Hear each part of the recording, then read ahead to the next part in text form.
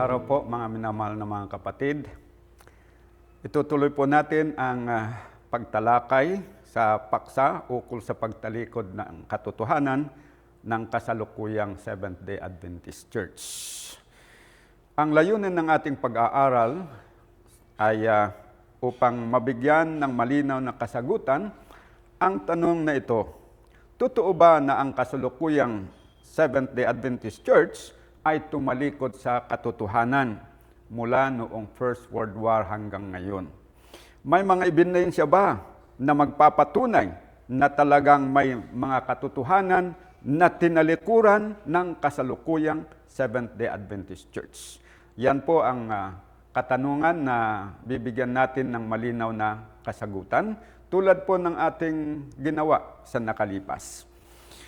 Sa previous video presentation natin ay mayroon tayong tinalakay na tatlong katotohanan na dating pinaniniwalaan ng Seventh-day Adventist, ngunit noong First World War ay kanilang tinalikuran.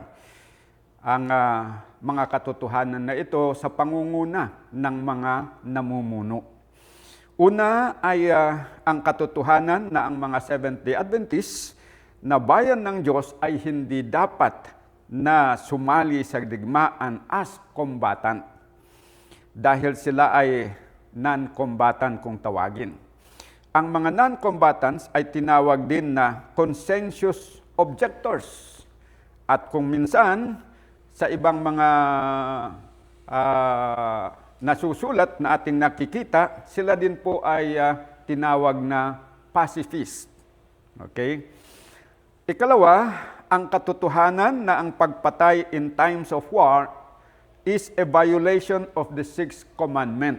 Tinalikuran din po ng Seventh-day Adventist yung katotohanan na ito, sapagkat sa kanila, in times of war, kapag ikaw po ay pumatay, hindi daw yon kasalanan dahil hindi violation ng Sixth Commandment. Ikatlo, ang katotohanan na ang paggawa ng military service o gumawa ng trabaho on Sabbath in times of war ay hindi rin daw po violation of the Fourth Commandment.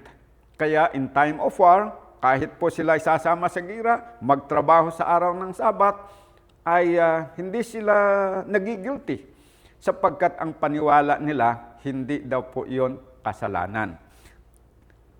Yan ang bago na tayo nila ngayon. Hindi katulad noon na ang paniniwala ng mga Seventh-day Adventists ay violation of the Fourth Commandment ang pagsali sa gira sa araw ng Sabat. At ngayon ay tatalakayin natin ang ikaapat na katotohanan na tinalikuran ng Seventh-day Adventists. Ito po ay ang bayan ng Diyos ay hindi dapat magboluntaryo na magpa-enlist in the army as a soldier. Voluntary enlistment in the army is a test of fellowship para po sa original na Seventh-day Adventist. Ito po na katotohanan na ito ay tinalikuran din po ng Seventh-day Adventist sa kasalukuyang panahon. Okay. Ano ang mga ebidensya na yung lumang Seventh-day Adventist na naitatag noong 1863 na siyang tunay na bayan ng Diyos, ay bawal sa kanila ang mag-voluntary enlist, yung voluntary enlistment to the army. At kapag ginawa mo yon, test of fellowship. Ibig sabihin, pagka kasi ginawang test of fellowship, ibig sabihin, ang katotohanan na ito is one of the fundamental teaching of the church. Okay? Kaya pag linabag mo yung prinsipyo na ito, matitiwalag ka. Yan po. Ito, evidence number 1. Review and Herald, March 7, 1865. Ganito po ang kanilang sabi. As voluntary enlistment into the service of war is contrary to the principles of faith and practice of Seventh-day Adventists as contained in the commandments of God and the faith of Jesus. They cannot retain those within their communion who so enlist. Anong ibig sabihin? They cannot retain those within their communion someone who enlists in the army. Example, Enoch Hayes was therefore excommunicated, disfellowship from the membership of the Battle Creek Church by a unanimous vote of the church, March 4, 1865. So, yan po ang unang ebidensya na bawal sa Seventh-day Adventist ang magboluntaryo na magsundalo.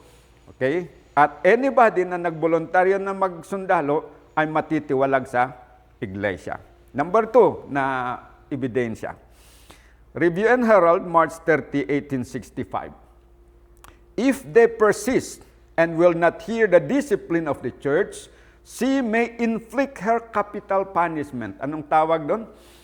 Sa sanglibutan, pag sinabing capital punishment, kagaya ng death penalty, that is a capital punishment. Dito, yung capital punishment sa church is withdrawal of fellowship. Withdrawal, ibig sabihin, matitiwalag. If, on the other hand, they go beyond the discipline, the Bible, by taking up arms in defense of civil government, the church has the same remedy. Ano ang remedy ng church doon sa mga members who are taking up arms in defense of the civil government? The church has the same remedy, which is disfellowshipment. And they are bound by the law of Christ and are not justly chargeable with the crime of disloyalty. Okay. Evidence number 3. During the final 10 months of the war, several Adventist soldiers who enlisted voluntarily found themselves deprived of church membership. One of these men had been a member of the headquarters church in Battle Creek. Notice of their dismissal was boldly published in the review. Ito po ay mababasa sa Light Bearers to the Remnant, page 101. So yan po ang third na evidence na talagang sa original na Seventh-day Adventist Church na totoo na bayan ng Diyos, bawal po ang magboluntaryo na magkasundalo. At kapag may gumawa ng ganun, siya po ay tinitiwalag. Yan po ang katotohanan, mga kapatid. Number 5, ito, another example. Mababasa naman natin sa Review and Herald, January 24, 1865. The Church of Plum River and Greenvale, Illinois, met on the 22nd day of January in business capacity after due deliberation, withdrew their fellowship from Hiram N. Bates, who has voluntarily enlisted in the U.S. service, thereby showing that he was not in harmony with the views of Seventh-day Adventists. Ano po yung ginawa nila? They withdrew their membership from Hiram N. Bates, who was voluntarily enlisted in the U.S. service. Ayan po, mga kapatid. Meron tayong 5 solid evidence, documentary evidence na nagpapatunay na ang Seventh-day Adventists ay naniniwala sa katotohanan na bawal ang membro ng Seventh-day Adventist na magboluntaryo na pumasok bilang isang sundalo. Anyone na nagsundalo against this principle ay natitiwalag dahil sabi nila dito, by enlisting in the military, he shows that he was not in harmony with the views of Seventh-day Adventists. Ayan. Okay. So, meron pang isa pero hindi na natin basahin. Sobra na. Okay, dito. Evidence naman na yung kasalukuyang Seventh-day Adventist ay tumalikod, tinalikuran niya ang prinsipyo na ito na dating pinanghahawakan niya. Okay? So tumalikod. Maliban doon sa unang 3 na tinalakay natin noong nakalipas, etong ika-4, tinalikuran din niya ito. Kaya 4 na ang tinalikuran niya na katotohanan. Meron pa, papag-aralan pa natin yung iba. Pero dito pa lang tayo sa ika-4. Evidence number 1. Sabi dito sa aklat na The Story of Our Church, page 500, when the United States was entering World War I in 1917, Elder A.G. Daniels, President of the General Conference, appointed Elder Carlel B. Hines, an evangelist, to organize and administer the War Service Commission. So nag-create sila ng tinatawag na War Service Commission. It is an agency in the church na ang function niya is to negotiate with the Armed Forces Service and the United States government to prepare our young men to enter military service and to look after their interests while they are in service. So ang pinag-uusapan natin dito, hindi draft hindi yung draft na sa pilitan na kinukuha ka o pinipilit ka ng gobyerno. Ito yung pinag-uusapan natin dito, yung voluntaryo na pagsusundalo. Ngayon, create ng General Conference ito, hindi na union, hindi rin ito sa division, ito ay sa General Conference level. Okay, create nila ito para tulungan yung mga young people na willing na pumasok sa sundalo, na magsundalo. At habang nandun sila, ay pangangalagaan ang kanilang kalagayan. At isa daw doon sa function, ayon sa ating kaibigan na si Brother Bracy nung last Sunday, ng kanyang presentation, tinutulungan daw na during training, sila ay ma-exempt sa Sabado. At saka pagka hindi sila ma-assign doon sa combatant position, na kundi doon sa non-combatant position daw sila ma-assign. Yun naman ang paraan ng pag-justify nila dito sa kanilang ginawa. Pero ang totoo mga kapatid, yes, tinutulungan nga sila na ma-exempt sa Sabado. Okay? At kung maari ay merong nasa combatant role ang kanilang halimbawa, nasa hospital sila, nasa medical corps, okay. Pero hindi lang 'yon. Tinutulungan din sila kahit combatant ang kanilang pinili. Bakit? Sapagkat meron silang ginawa na patakaran na kung ano yung gusto ng tao, yan ang masusunod. So kung gusto sa combatant, pupunta sa combatant. Kung gusto doon sa non-combatant, ay di punta sa non-combatant na role. Okay. So ibig sabihin, talagang pinapayagan nila na magsundalo kahit pa na combatant ang kanyang role doon sa kasundaluhan. Yan ang ebidensya na talagang tinalikuran na po ng kasalukuyang Seventh-day Adventist ang katotohanan na bawal sa Seventh-day Adventist ang pumasok, magboluntaryo na magsundalo. Okay.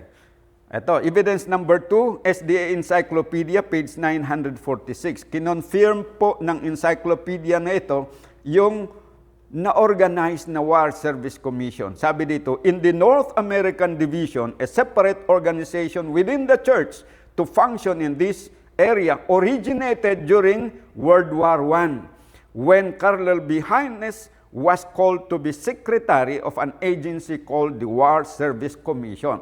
So, the creation of the War Service Commission, which today is called War Department, ayon doon sa napakinggan natin na paliwanag ni Brother Bracy, War Department yung napakinggan ko na term nila ngayon. So that in itself is an evidence of their apostasy. Kasi noong 1863 hanggang sa 1914, there is no War Department in the SDA Church. There is no War Service Commission in the SDA Church. Bakit? Dahil non-combatant sila, hindi sila pwedeng sasama sa gira. Okay. Ngayon, evidence number 3. Ito, sabi nila,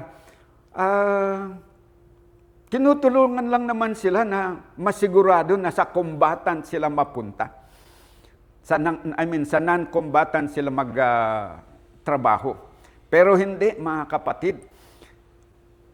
yung doktrina ng Seventh-day Adventist ay pwede sa non-combatant role, pwede sa combatant role. At ito ang ebidensya. Sa kanilang magazine na ang tawag ay The Journal of the Association of Adventist Forums, March 1991. 1991 na, ito yung nangyari sa Gulf War. The General Conference Adventist Chaplaincy Ministry. Meron pala silang General Conference Adventist Chaplaincy Ministry. Assumes between 2,000 and 2,500 of the 5,000 U.S. troops in the Gulf War were Adventists. Pero mo, yung total ng number of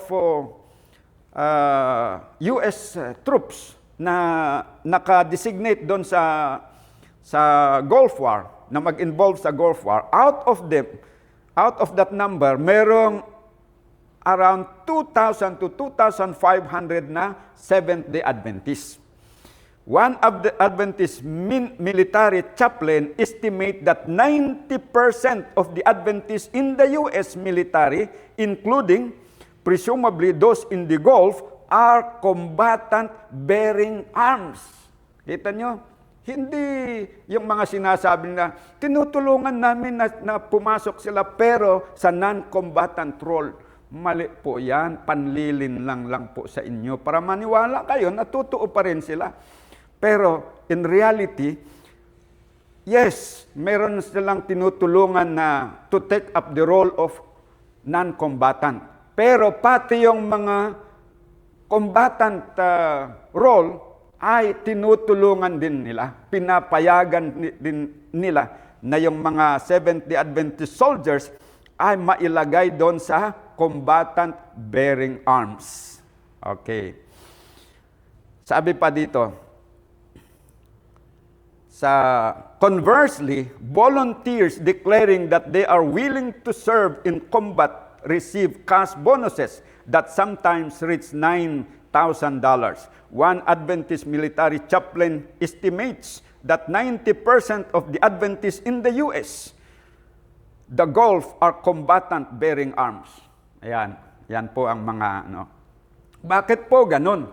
Na merong combatant, may non-combatant na Seventh-day Adventist na sinusuportahan pareho ng organization ng Seventh-day Adventist. Dahil yung pong kanilang ginawa na policy, nasabi nilang policy, noong 1972, during the annual council, ganito po ang nangyari noong 1972.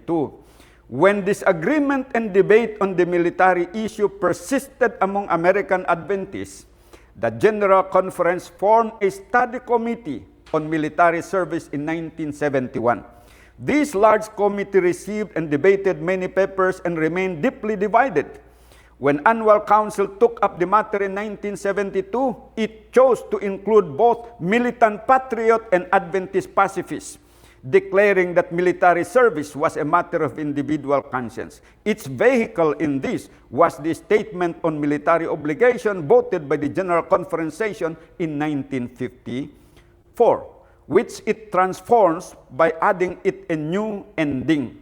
This statement is not a rigid position binding church members, but gives them guidance, leaving the individual member free to assess the situation for himself. So yan po mga kapatid. So yung mga tinutulungan nila, yung mga young people nila na makapasok sa magiging sundalo, at kung ano ang gusto niya, kung non-combatant siya, doon siya non-combatant. Kung ang konsensya naman niya gusto niya sa combatant, ay di okay lang din. So, yun po ang tinatawag natin na ebidensya ng pagtalikod ng Seventh-day Adventist doon sa katotohanan na bawal ang voluntary na susundalo ng mga Seventh-day Adventist. Kaya mula noong 1863 hanggang sa 1914, hindi po tinutulungan ng tunay na iglesia na Seventh-day Adventist noon ang mga young people na makapasok sa sundalo dahil bawal nga. It is only during the First World War and onwards nung sila po ay tumalikod sa katotohanan na na-create yung War Service Commission na sa ngayon ay tawag ay War Department. to help them. Not only na magiging non-combatant, pero kahit magiging combatant. At kung i-compare pala yung mga statistics, mas maraming combatant na Seventh-day Adventist kaysa yung non-combatant. Okay. Yan po ang katotohanan. Kaya, ang classification sa US, ayon doon sa Annual Council Report noong 1972, yung classification na 1AO, yan, non-combatant yun. Yung code number ng non-combatant ay 1AO, non-combatant classification. But the church would also facilitate members to apply for 1O, conscientious objector. Yung 1O naman, conscientious objector. Pero may isang classification na 1A, na ito ay combatant position. Pareho yon na ina-allow ng Seventh-day Adventist. So, in effect, sinusuportahan nila ang combatant position.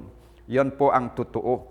Kaya sabi dito, for those who conscientiously chose the 1A classification, that is military service as a combatant, pastoral guidance and counsel should be provided in ministering to their needs since the church refrains from passing judgment on them.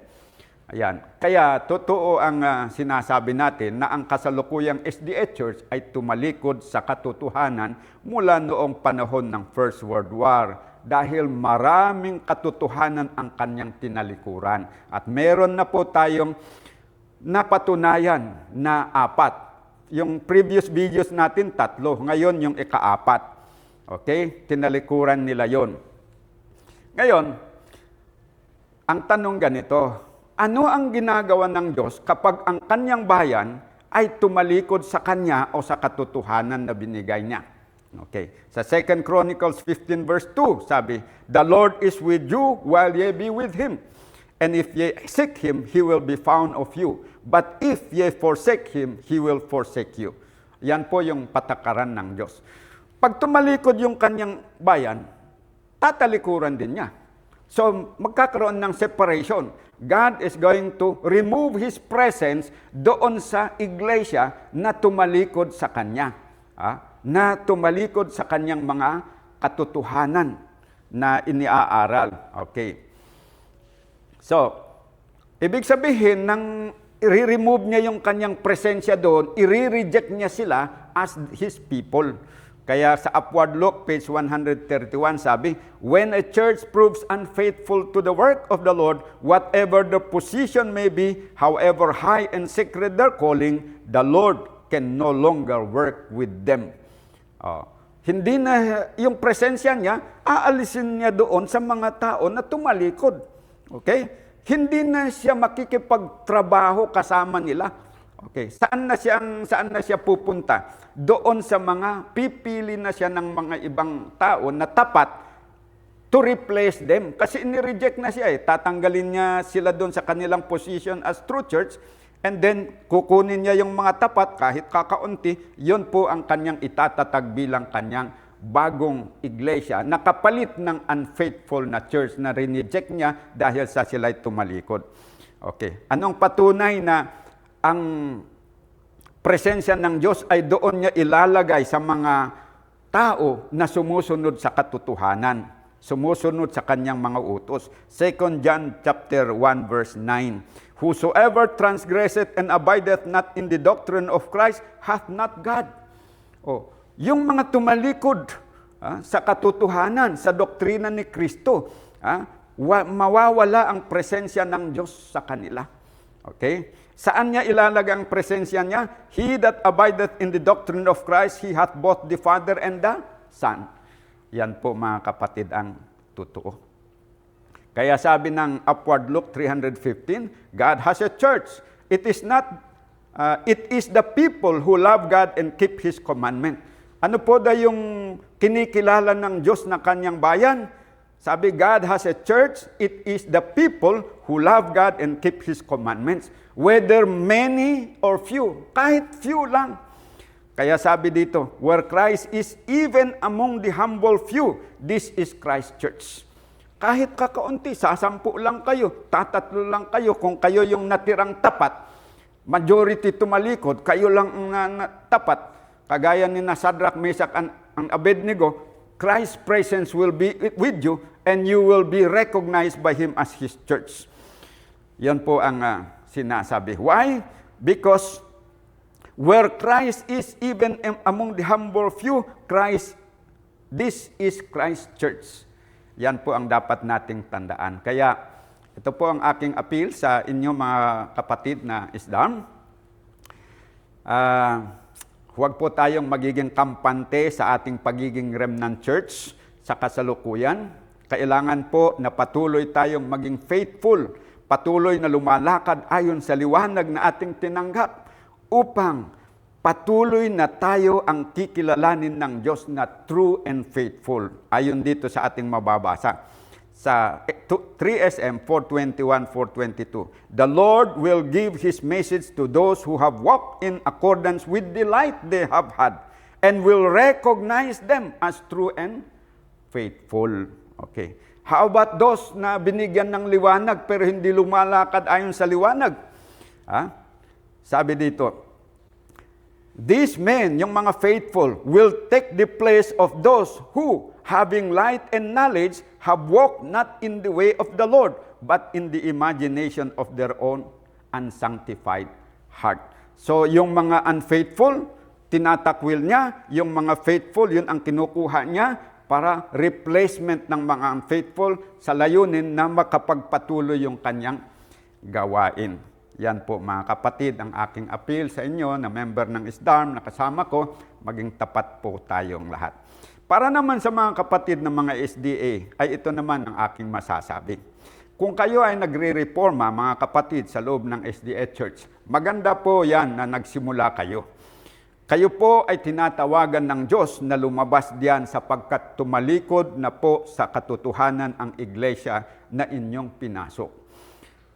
Although rejected man yung church as an organized body, pero individually, kayo po ay mahal ng Diyos. Kaya tinatawagan niya kayo na lumabas dyan at makiisa sa kapwa nyo na nagre-reforma. Okay? Kasi sabi nga ng Amos 3:3, two cannot walk together unless they agreed. Yan po mga kapatid. Yung mga parehong nagre-reforma, iniipon ng Panginoon sa iisang iglesia. Yan po ang sinasabi ng Desire of Ages 821. It is the will of God that all who believe shall be gathered into one church. At hindi lang kayo, pati po yung mga nagre-reforma, tapat na mga Kristiyano sa iba't ibang mga denomination. Layunin po ng Panginoon na tawagin sila at ipunin sa iisang iglesia dito po sa remnant church. Pero huwag muna nating problemahin yung nasa labas. Dito muna tayo sa atin, sa ISDARM at saka sa SDA. Totoo na ang SDA Church ang tunay na iglesia ng Diyos noon from 1844, but now no more. Dahil tumalikod na siya sa katotohanan mula noong 1914. At yan, ito ay katuparan ng sinasabi dito na, that which can be said of men under certain circumstances cannot be said of them under other circumstances. Ang sabi po dito sa Testimonies Volume 5, page 83, the church cannot measure herself by the word, nor by the opinion of men, nor by what she once was. Her faith and her position in the word as they now are, must be compared with what they would have been if her course had been continually onward and upward. Ibig sabihin, yung paghatol ng Panginoon sa Seventh-day Adventist, hindi niya ibabase doon sa kanyang kalagayan noon. Kung tapat man siya noon, pero ngayon ay tumalikod, hindi ibig sabihin na kung true church siya noon dahil sa tapat, ngayon na tumalikod, hindi na siya pwedeng tawagin na o kilalanin na true church. Dahil tumalikod nga eh. Yan po ang katotohanan yan. Bakit? Hindi naman tayo naniniwala sa once saved, always saved. Even the church, once called a true church, not always called a true church. Pag nagbago yung kalagayan, mga kapatid, pag tumalikod na, yung statement ng Panginoon sa kanya nung tapat, hindi na valid para sa kanya ngayon na hindi na siya tapat.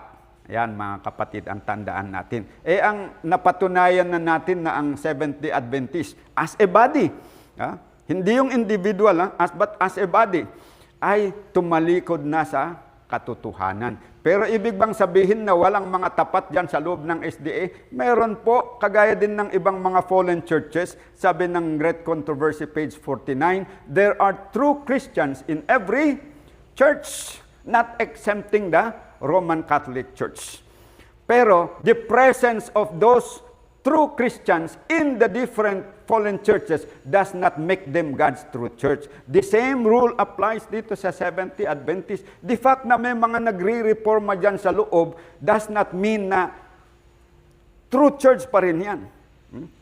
O kaya hindi siya nahulog. Nahulog pa rin yan as per evidence na pinatunayan natin. Unless na yung mga tinalikuran niya na katotohanan noong 1914, magsisi siya at balikan niya.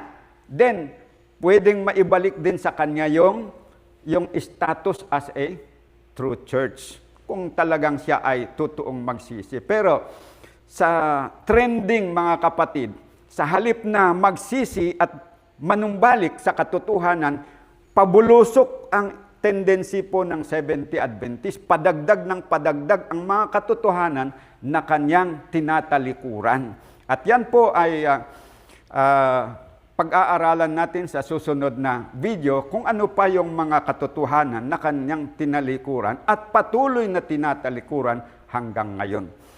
So, hintay lang po kayo, panuorin nyo ulit yung next na video natin. Maraming salamat sa inyong pagkikinig. Thank you.